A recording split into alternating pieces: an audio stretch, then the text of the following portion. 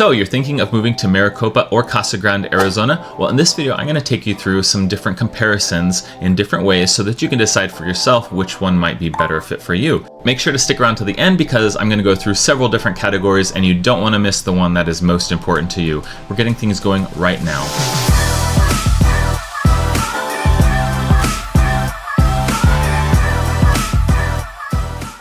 If this is your first time to my channel and you want to know everything there is to know about eating, sleeping, drinking, living, and moving to Maricopa or Casa Grande or the other Phoenix suburbs, then make sure to hit that subscribe button and don't forget the bell icon so you'll get notifications every time I drop a new video. My name's Mike Millett and I get questions, texts, emails, phone calls from people just like you all the time wanting to know more about Maricopa, Casa Grande, and the Phoenix suburbs. So if you're planning a move to the area in the next 9 days or 9 months, then please reach out to me. I would love to be of service to you and help make it the smoothest move possible. All right, let's hop on over to Google Maps so we can get a look at these different locations. There's Maricopa down here and Casa Grande down here. Phoenix Metro is up here. And there's a few things that are important to know. Maricopa, most of the traffic goes on the 347 up into the Phoenix Metro area. Casa Grande, most of it goes to the I-10, and they kind of meet here and everybody goes up into the valley all happy together. There's also the road that connects the two, the Maricopa Casa Grande Freeway. As a general rule, most everything up here, Maricopa is going to be about 10 minutes faster getting to and from than Casa Grande. So from Maricopa to Phoenix, for example, is about 45 minutes. Casa Grande to Phoenix is 55 minutes to downtown, and obviously more for other areas. But there's some exceptions. Obviously some of this more southern portion of Chandler or Queen Creek, Casa Grande has more direct access to. And there's a handful of shortcuts that Maricopa can take to get around traffic issues. There's that little snippet there that has a chevron right there through reservation land. There's also Riggs Road here that gets you around South Mountain, up into Phoenix, access to the 202, or you can cut through to Sun Lakes and Chandler Heights, whereas Casa Grande has actually a lot of different smaller roads, the 87, 187. So I think it's a little easier to navigate around, traffic issues. The I-10 is also a 3-lane freeway with some 75-mile-an-hour zones there. A lot of that between there, actually, 75. Whereas Maricopa has the 347, that's 2 lanes either way, and it tops out at 65 miles an hour, and it's 65 most of the route there as well. But it does make a difference when there's a traffic incident or there's road construction or what have you. Usually the traffic to Casa Grande is going to be less hindered by that since there's more routes and more lanes. And sometimes when the 347 is backed up enough, it makes sense to drive down the 10 to Casa Grande and then loop back up to Maricopa. That adds about 20 minutes to your drive time, but it can be worth it if this is like a 45-minute delay, for example. And then Maricopa here is about 42 square miles, which is not super big, although it is half the size of Seattle, which is kind of an interesting thing to think about, at about 70,000 people right now. But most of this area is incorporated, but not necessarily built out. There's a lot of empty space or a lot of farmland, which isn't empty space, obviously. And there's some room here to grow, but mostly it's pinched between the Action Indian community and Hill River Indian community. So it's kind of limited. It's going to be landlocked before too long, somewhat already is, versus Casa Grande has a lot more space to expand and a lot more space in there. It's the incorporated areas are 112 miles, 112 square miles, so quite a bit more. This is that copper mine there, and a lot of industrial, like I've mentioned before, a lot of factories and logistics facilities, distribution centers rather. So a lot of stuff going on there. But as a whole, there is more space in Casa Grande, but Maricopa is not running out anytime soon. All right, next thing, I kind of wanted to compare the market in Maricopa to the market in Casa Grande, because it's one thing is to have homes available. It's another to kind of understand where things lie as far as competition, if you have an advantage or disadvantage as a buyer. So kind of the good news is both of these cities are new build heavy, which means sellers are competing with new builders, which means they have to be more motivated to give buyers the advantage versus some of the Phoenix metro areas, if that makes sense. I hope it does. At any rate, this is the Cromford Market Index, and the Cromford Report, or it's from the Cromford Report, which is kind of the premier data source for real estate in the Phoenix metro area, and that includes Maricopa and Casa Grande. So with that said, this kind of fuchsia line is last year. You'll see that we went up pretty high. This right here is kind of the sweet spot between 110 and 90, or 90 and 110 is a balanced market. Okay, so when it's down here, 68 is our most recent reading. 68 means it's a buyer's market. Okay, so hopefully 90 to 110 gives you some perspective.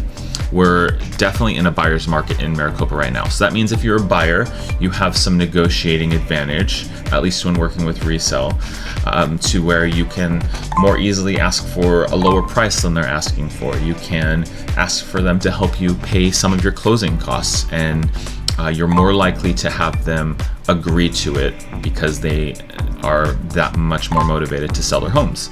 Okay, so 68 in Maricopa right now, and you kind of see the line there, the trend for the year. And if we go to Casa Grande, we have 54. Okay, so that means it's a little bit more in favor of buyers. Okay, and it's a similar line last year, kind of similar, but fact of the matter is right now, as of the time of this video, buyers have a little bit more negotiating power in Casa Grande. It's probably not enough to where you'd really be able to tell a difference, but it's pretty similar. And that means as of right now, they're both pretty comparable, and this isn't a reason to choose Maricopa or Casa Grande. When you are ready to start looking for a home, if you're trying to decide between the two, let's look at this again to see if it helps you make the decision on which one makes more sense for you. Ultimately, I don't necessarily think this is a reason to decide either way. It just is it's just an ingredient in your decision. All right, now we're going to switch over to homes availability in Maricopa versus Casa Grande. We're going to look at some different things. Kind of price point is an important one. I'm going to break it down into super broad categories, and number of rooms where I can, in a way that hopefully makes sense without making it a 3-hour long video, and really dialing down into specifics. I'll do that on a personal basis when you need some help figuring stuff out. But for this, we'll keep it broad. And then we're going to do 3 different categories. We're going to look at rentals.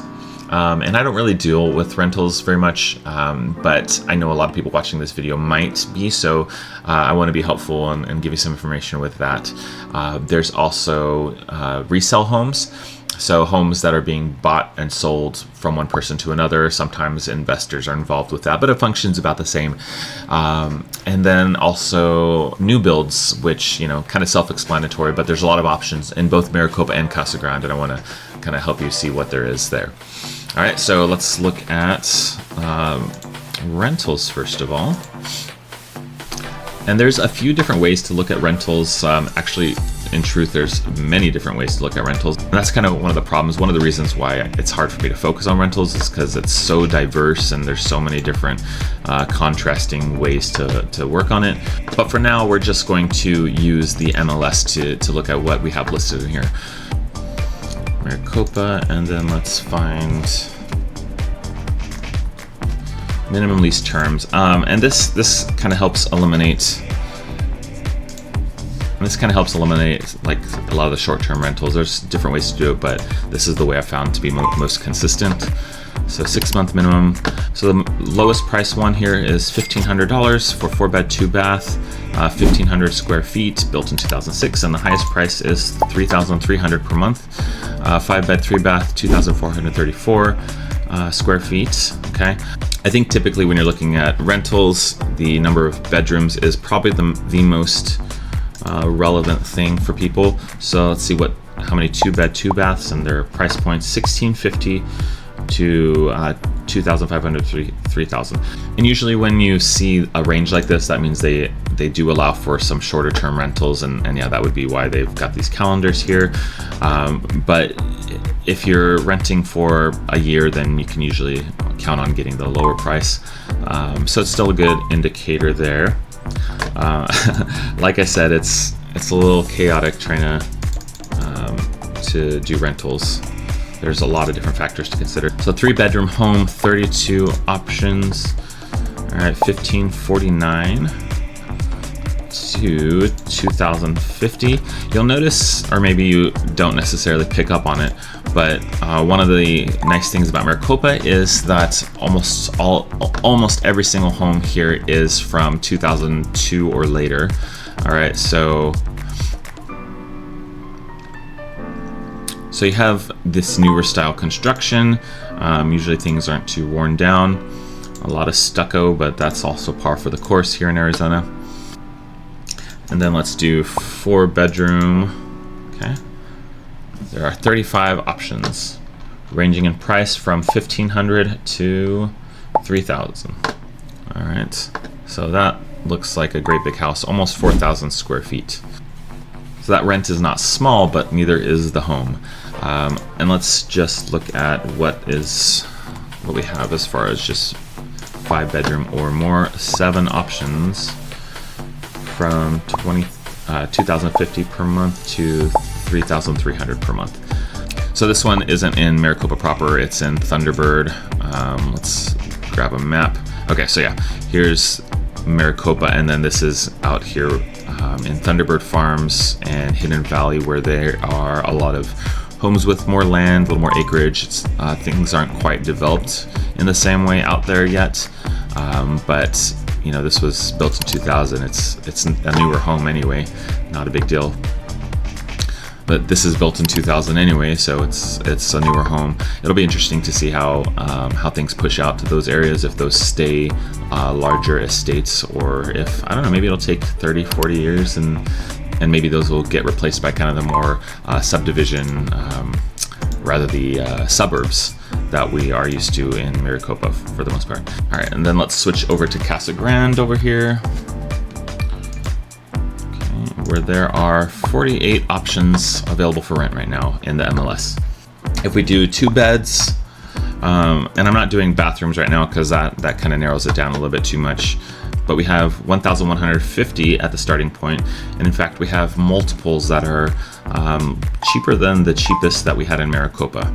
All right, now notice that's 650 square feet, built in 1962, so it's a different living situation than the homes we were looking at for Maricopa. There are almost no homes at all in Maricopa that are this old.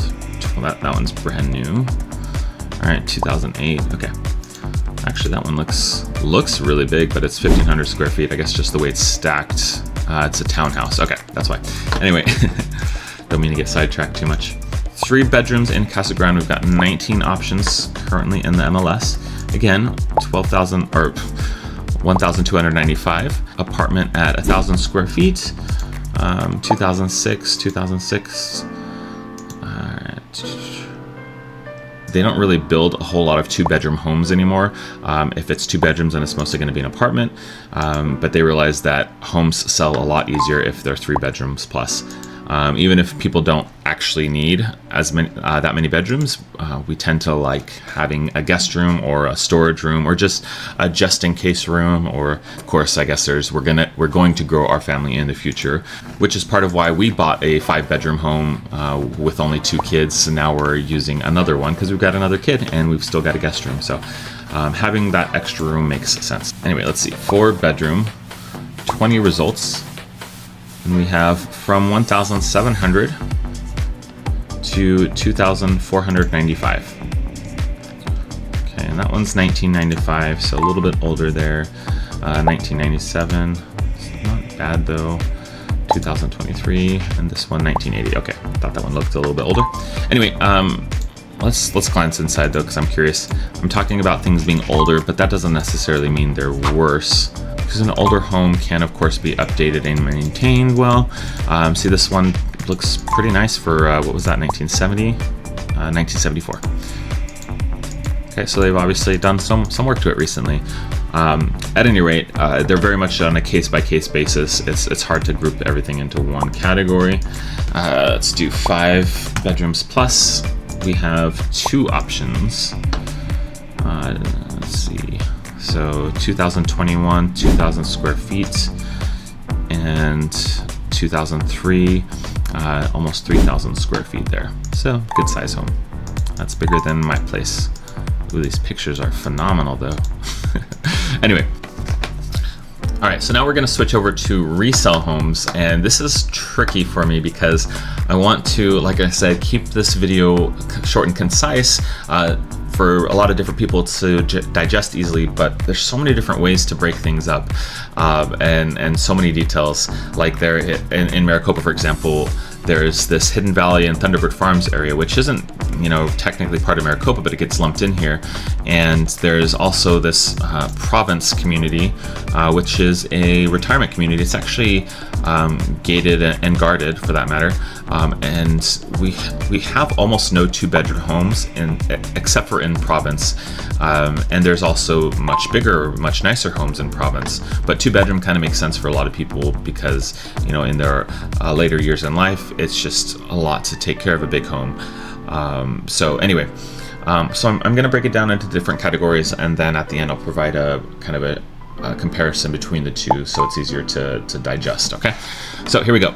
So for this data for now, I'm taking out new builds, you know, as many as possible. This will still include a little bit, but just to kind of keep the data cleaner, I'm going to take out homes that have lot size of 1 acre or larger, and you can see we still have some stragglers over here. And then I was also going to take out Province, because I'm going to do that separately. Okay, and that brings us to 314. So I'm going to focus mostly on this area. All right, so if we do 2 bedrooms, we have 3 options. So like I said, not a lot outside of Province. If we just so you can see, if we add Province back in, we have 27 options. Okay, but we're taking that out, and then we have priced from 305,000 to 500,000. Okay, let me know if you want to look at the pictures. It's hard for me to not show you the pictures. Let's go 3-bedroom. Okay, and we have 120 options. Okay. Built in 2021. Okay, so low price 297,500, high price 420,000. If we go to 4-bedroom, we have 152, low price 290,000 to high price of loading 550,000. Okay. It's got a pool and actually good size lot. Looks like over 13,000 square feet. All right, and then let's do 5+ bedrooms. Okay, 34 options. Low price 365,000, high price 729,900. That's pretty pricey for Maricopa, and it's fully furnished, so that's part of it. And it's okay, over 3,657 square feet. So that's an unusually large and nice home for Maricopa. And then let's switch this to just Maricopa, or excuse me, just Province. Okay, and we'll take out the bedroom requirements. Just to keep it simple, between 297,500 and 579,000. Okay, so at the high end, that's a 4-bed, 3-bath, 2,528 square feet. I am gonna glance at the pictures really quick because that rear photo has me curious. Just seems a little cluttered. So yeah, nice home. Little bit. Not the most modern finishes. Could use some cleaning. Anyway, I would question that price, and if I had a client that was trying to buy that home, I would want to dig a little deeper. With that said, let's take out and let's look at the homes that are out here more. Okay, let's switch this over to the minimum.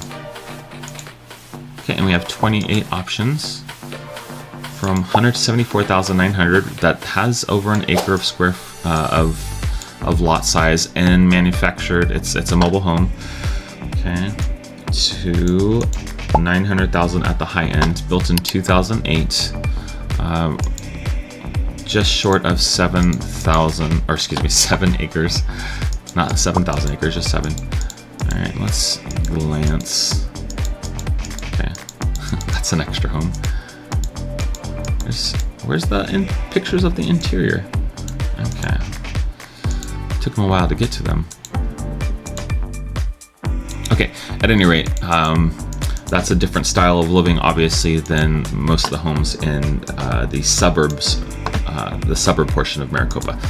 So now we are switching over to Casa Grande. All right, so as you can see, Casa Grande has 330 listings.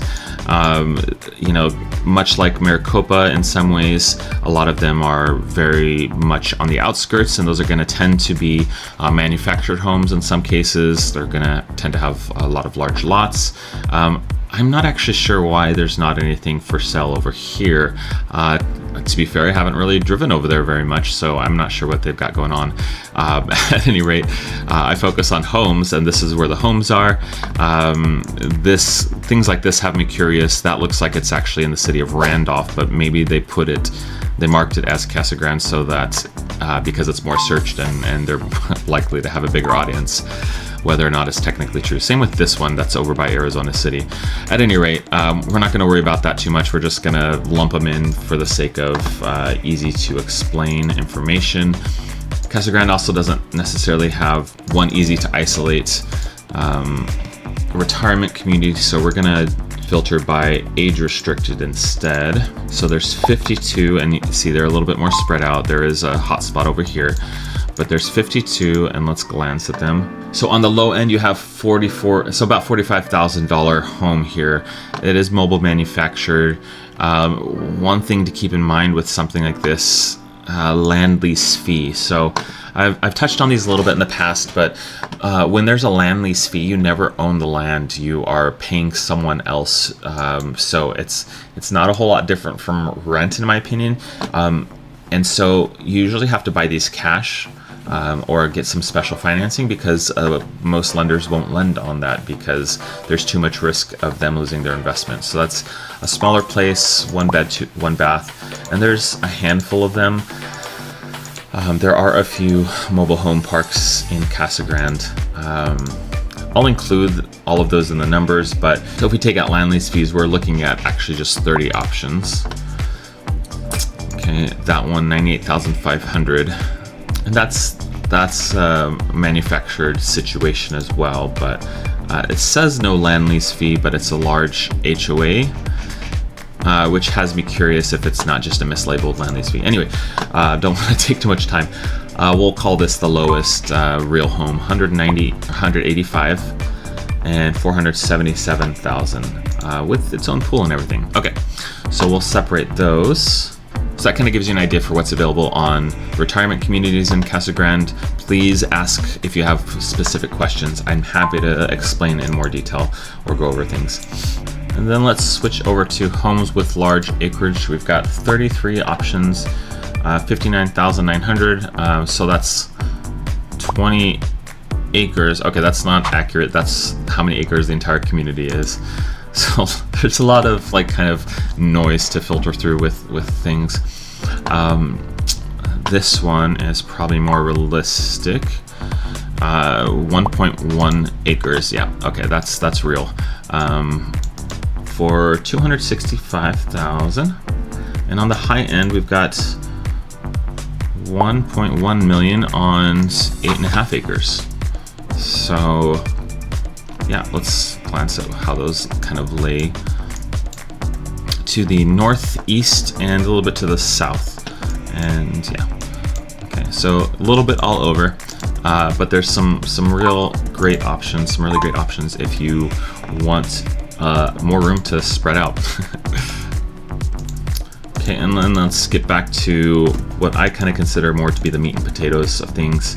Granted, age-restricted homes are meat and potatoes too for me, but it's kind of its own category. So let's see, 2-bedroom homes, not age-restricted. We've got 27 options. Okay, and these kind of, yeah, that's land lease fee there too. Those land lease ones, they really throw things off, but well, I'll show them here anyway, just so you kind of are aware that they're an option. Maybe that works out great for some people. So at the low end, 75,379 at the high. If we take out land lease, 25 options. So it's only 2, not that big a deal. $125,000, so built in 1985. I've got to glance at this one. It's very curious. Okay, so that is yeah, that is manufactured. Let's see here, up to $379,000. Okay, great. And then let's switch to 3-bedroom homes. So there are 116 3-bedroom homes, $50,000 at the low end, and again, land lease fee. And I don't think we have any land lease communities in Maricopa. So right there is kind of a big difference. They're challenging to work with, and you have to specifically be avoiding them. Unless they work out for you, unless it makes sense for your finances. They are typically very affordable upfront because you have to pay cash, typically speaking. So we've got those 3 that are under 100,000, all land lease, and then this 159,000 one. Okay, for 3-bedroom. At the high end, we've got $675,000. So quick glance. Okay, curious about that. It is 3-bedroom, but it's 2,700 square feet, so good size for 3-bedroom. So that's going to have a lot of extra room for all the other things. Then for 4 bedrooms, we are looking at 74 options. All right, that one looks like a normal home, no land lease fee to it. Built in 1965, so $210,000. And at the high end, we have $669,000. Okay, that's way more straightforward. There might be some land lease in here, but I'm not even going to stress about it. Probably not. You don't typically see them with that many bedrooms. Let's go to 5+.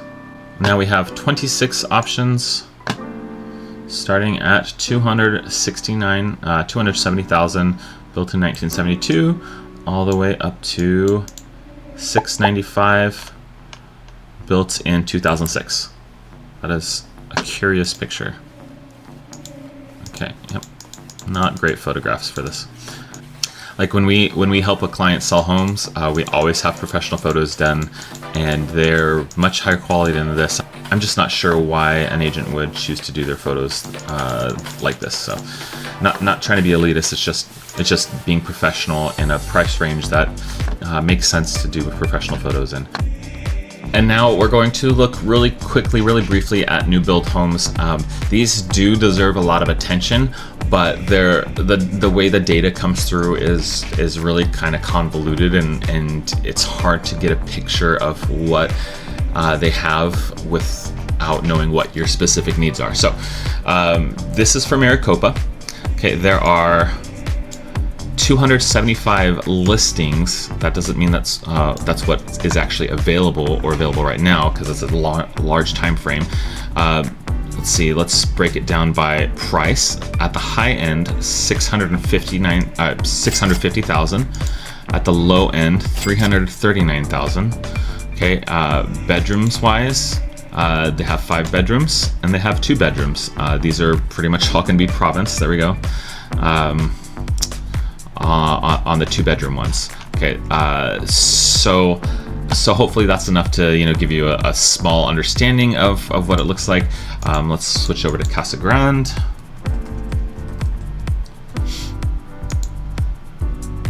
So 112 homes, which is roughly half the number of listings in Maricopa. At the, let's see, low end, we have 279,000. At the high end, 446,000. And there are, let's see, 3-bedroom and, oops, no, that's bad. 5-bedroom and 3 bedrooms at the low end. Okay. So as far as I know, Casa Grande doesn't have a traditional home, age-restricted community, a retirement community like Maricopa does. So that's why you only see these 3-bedroom ones here. There are some interesting kind of smaller homes that I'm not seeing in here. that I think are 2-bedroom. They don't have garages, just carports, which is a style we don't really have in Maricopa or anywhere else that I've seen. They do exist, but I'm not going to go through them right now. At any rate, that hopefully enables a really quick comparison of what's available new build home-wise in Maricopa versus Casa Grande. Maricopa was a smaller community than Casa Grande for quite some time. It was only incorporated in 2002 or 2003. Casa Grande has been incorporated for over 100 years, I believe, as a city. So Maricopa is very quickly growing. Casa Grande is growing fast, just not at the same crazy pace as Maricopa. Maricopa being the 4th fastest growing city in the country at last check. So there's a lot of growth happening. So because of that kind of difference in growth rate, there are a lot of similarities between Maricopa and Casa Grande, but Maricopa tends to almost entirely be a newer community from 2000s and later, 2002 and later, as opposed to Casa Grande that has a lot of older stuff and newer stuff kind of mixed in with each other. There are pockets of newer, older, empty space, and it kind of gives each town a little bit of a different feel in some different ways. In talking to residents of both Maricopa and Casa Grande, I'll sometimes get into what does the other city look like compared to this place, and it's funny to hear Maricopa residents talk about how Casa Grande is kind of like a dirty Maricopa, and then talking to Casa Grande residents and some of them telling me how Maricopa is kind of a dirty Casa Grande. And I'm not sure if those people have really been to Maricopa lately, because I really think Maricopa is actually kind of a clean, nice city without much that doesn't fit into that bill. Whereas Casa Grande, in my opinion, is more pockety. There are more older areas, more areas that aren't as shiny new, which is fine. HOAs tend to help keep neighborhoods looking nice, but they can only do so much. HOAs themselves have hit or miss stories. I personally don't have an issue with my HOA. It's been great, hasn't been an issue at all. I wish they would do more activities. I would love a pool in my community, but it is what it is for now. But it might be really good to spend some time driving through each community if you are able to. If you're not, then try using Google Street View to get an idea for each one, what each one looks like. That can only do so much, of course. It's really hard to capture all the details in pixels. I'm happy to help you get a kind of hands-on view of things if you are in another state and need to see what things are like in either city. I wanted to run some stats by you, but that can get pretty dry, especially because there's all sorts of different ways you can break down the numbers. So I'm just gonna do like a single page of each one side by side so you can see. And then, like, if you want more information, check out datacommons.org. It has a lot of breakdowns. I think it's pretty much all based off of census data. But as far as like income or population makeup or growth rates, just all kinds of sorts of things. So if you are a data junkie and you want to compare, then that's going to be a great starting point for you to look at the two cities.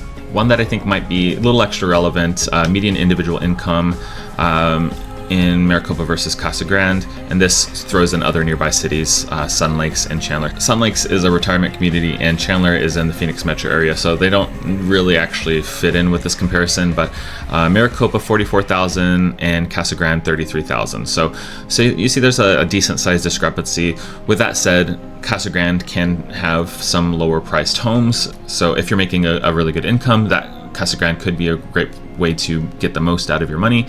Casa Grande does, of course, have a lot of manufacturing jobs. Some of them aren't really paying the best.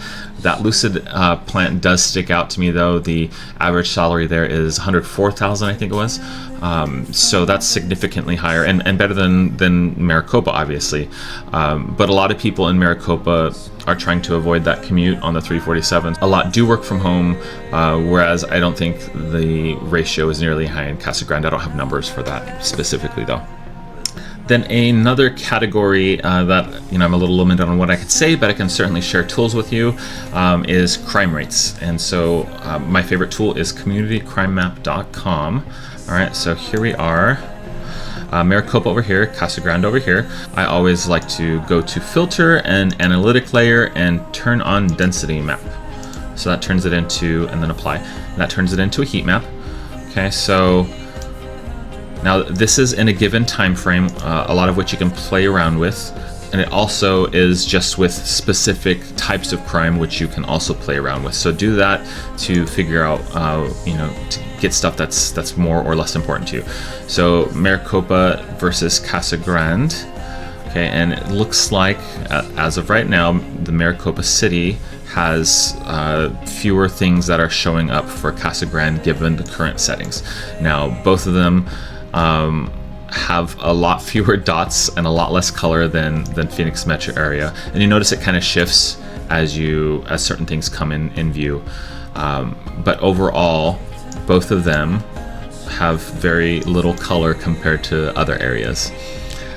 Again, I'm trying to be careful with how I say it, but you can extrapolate, I hope, what you need to out of this, or better yet, come to communitycrimemap.com, and it's free to use, and it just is a super helpful tool in determining what might fit with your comfort level.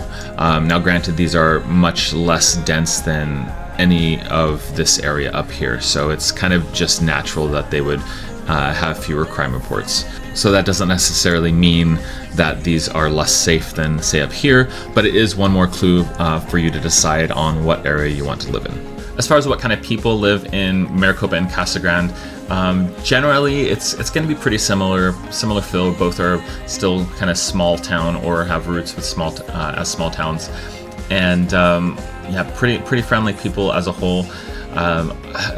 Again, I'm limited in what I can say as far as like demographics and whatnot, because I don't want you to think that, and I'm not permitted to let you think that I am saying one area is better than the other because of the kind of people that are there, or age or race or gender or identity or anything like that. So a great source is that datacommons.org site. It has a lot of that information on there, so you can figure that out if for some reason you think that you want to be in one area or another. That's totally up to you, but what I think is most relevant is that people are friendly in both locations. There's not a lot of snootiness. If you're trying to decide, I would recommend joining their respective Facebook groups, and obviously you're going to get a lot of nitpicking and complaining about silly things, and was that a gunshot? No, it was fireworks, etc., etc. There's going to be political bickering and whatnot, but you still can kind of get a little bit of a feel for how people are. And in my experience, they're great in both of these communities overall. People come together and are friendly and good places to live. So one of the differences between Casa Grande and Maricopa is a lot of the services that are available, and I found it pretty hard to kind of illustrate what I'm talking about without going into nitty-gritties on things. So I just want to kind of describe to you a little bit, touched on this before in other videos, but not necessarily in a comparison context. But so in Arizona, by far the most populated county is Maricopa County, and neither Maricopa, ironically, or Casa Grande are in Maricopa County. They are in Pinal County. So when Maricopa was incorporated in 2003, we had like 1,400 residents here, versus Casa Grande had somewhere closer to 33,000, which not a huge number, granted, but Pinal County is a lower population county, just not a whole lot of people in it. And so the Pinal County seat is in Florence, Arizona, but Casa Grande is closer to Florence, and it was the most populated city in Pinal County until Maricopa passed it a few years ago. So anyway, all I'm trying to say is Casa Grande ended up with more of the satellite county services over the years, kind of along with that, more of the established retail locations that you might be used to, and not by a big margin. They've got the Home Depot, Lowe's that Maricopa is currently building, but also more of the fast food and established restaurants that in some cases have been there since the 80s, the 70s, where almost every single thing in Maricopa is 2003 and later. Really, most of the shopping is from 2010 and later, and there's a ton that's currently being planned and built right now. Aldi just got announced here, actually. So I guess it kind of just mirrors the population growth in the two cities, where Casa Grande has been around for longer. It has had more established businesses, but Maricopa is late to the game, but they are shooting up fast. And I'm not trying to say that Casa Grande isn't getting a lot of stuff, because it certainly is. It is growing fast. It's just Maricopa is growing extraordinarily fast, and the businesses are starting to reflect that. They're starting to catch on and build a lot of things here. As far as recreation goes in Maricopa versus Casa Grande, they're pretty different in a lot of ways, and I think a lot of that has to do with how the cities have grown over the years. You know, Casa Grande being much more gradual over a much longer period of time, and Maricopa growing very fast in the last few years. Maricopa surpassing Casa Grande in size, population-wise, over the last few years. Maricopa has, I think, just the 3 city parks, the crown jewel of which is Copper Sky, which Maricopa kind of highlights a lot, justifiably. They spent millions and millions of dollars on it, but there's tons of courts, there's tons of green space, open fields, and then there's ball fields, and there's courts, and this is where I go to play pickleball. And indoors they have a Copper Sky membership, which is pretty affordable. I think it's like $35 a month per family, $45, somewhere in that ballpark, no pun intended. They have this outdoor aquatic center with Olympic size lap pools and a splash pad and lazy river and a slide and all that fun stuff. So it's pretty nice. We like going there. We could probably stand to go to the pool a lot more in the summertime, but nice big lake. I think that's catch and release fishing. I've never tried it, but this is also where Maricopa tends to hold its big community events, fireworks shows, cultural nights, and stuff like that. Parking and traffic can get pretty rough there because a lot of the town is going to this one place. Even though it's really big, it's still one place. So figuring out an alternative to driving there and parking is good. If you live close enough, see, like, there's a lot of communities, a lot of homes over here and on the other sides of the park too, where you can just walk and you don't have to worry about any of that stress. So we also have Pecana Park, Lakeview Park, much smaller by comparison, but they are pretty nice as well. Because the homes in Maricopa were pretty much all built in the last few years and they're all under HOAs, they were subject to requirements that they all have a lot of green drainage areas. This is actually, I think that's the Duke Rancho El Dorado. That's a golf course there, so that's why it's all in strips. But let's look at Homestead, for example, where this main park is, big green area with a lake, and there's, playground and whatnot, and there's some different courts there, and then bunches of other little splashes of green. It's these little water retention centers that double as parks. So they really kind of help make it so you're pretty much always within walking distance of a park when you're in a neighborhood. I don't know that there's any that don't have those. Some might do a better job of keeping the lawns green than others, but they're pretty much all there. And then we have the lakes here in Rancho El Dorado, which is just this big neighborhood of Lakeview homes, obviously man-made lake, as they all are. But it's nice to have that in your backyard practically when you live in the desert. A lot of people live right next to these neighborhood parks, and that can be really nice to just send your kids over or go take a walk through whenever you want. And that's in contrast to like Casa Grande, that has, I think, 19 different city parks, different facilities, different kind of things going on throughout. But so instead of really one main central park, they're spread throughout. I'm sure Maricopa will have more as it continues to grow and evolve, but Casa Grande is just more spread out, more less centralized. And then let's look at a map of it as well. Actually, kind of interesting to me to see Maricopa up here, and then the Akchin community is kind of throughout here, and then there's a ton of gardens, and then there's a ton of farms throughout still. And it's really easy to not even necessarily know that there's that much farm when you live in Maricopa, but it is historically an agricultural town, and you still see a lot of it there. Casa Grande, by contrast, doesn't have nearly as much. There's some a little further out, and there is definitely farming, just not to the same degree. But if we zoom in and look at the neighborhoods, I think that's an apartment complex, church, residential, park. There's a park, okay, and I think that's one of the city parks, but you don't see a lot of Burris Park. I'm not sure if that's city or HOA, but there are some of the newer communities, and those all have like the same parks integrated into the communities. And then over here, kind of on the northwest part of Casa Grande, you see golf course over here. So Casa Grande actually has 3 golf courses. Maricopa has the one the Duke. And then there's also the Ak-Chin Southern Dunes Golf Course over there. I think there might be 1 or 2 more on the native reservation lands, but at any rate, kind of just a different layout for parks. And in some cases, HOA parks aren't necessarily the nicest in the world. Some of them can be really, really great, but others can get a little bit run down. But it seems to me like a city park will tend to go through a longer period of not being really taken care of and updated. And then in some cases, many years down the line, they'll have a big update and they'll be great until they slowly decay.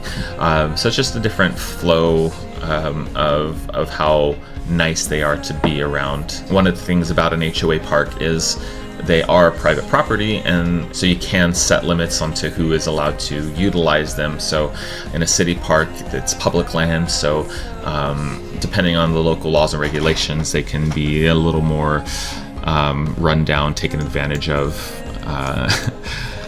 Trying to be careful about how I say that, but hopefully you get my gist without thinking I'm being judgmental or anything like that. Next, let's touch on schooling in Maricopa.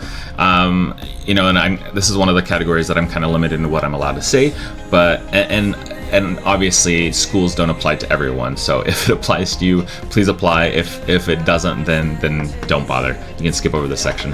Greatschools.org is a great resource. There's a lot of other ones, but this is kind of simple for how I want to present this. Just elementary schools in Maricopa. There are 4 schools that are 6 or higher, 6 out of 10 or higher. Middle schools, there are 2. High schools, there are 2. Heritage Academy is actually the school that my 2 older kids go to. It's a charter school, and it's been honestly great for them in a lot of ways. So pretty cool to see them up here at the top of it. I agree with them. In fact, Maricopa has kind of a heavy charter school presence. A lot of these are charter schools. So then if we switch over to Casa Grande on the elementary side, we have 1 that is 6 or better.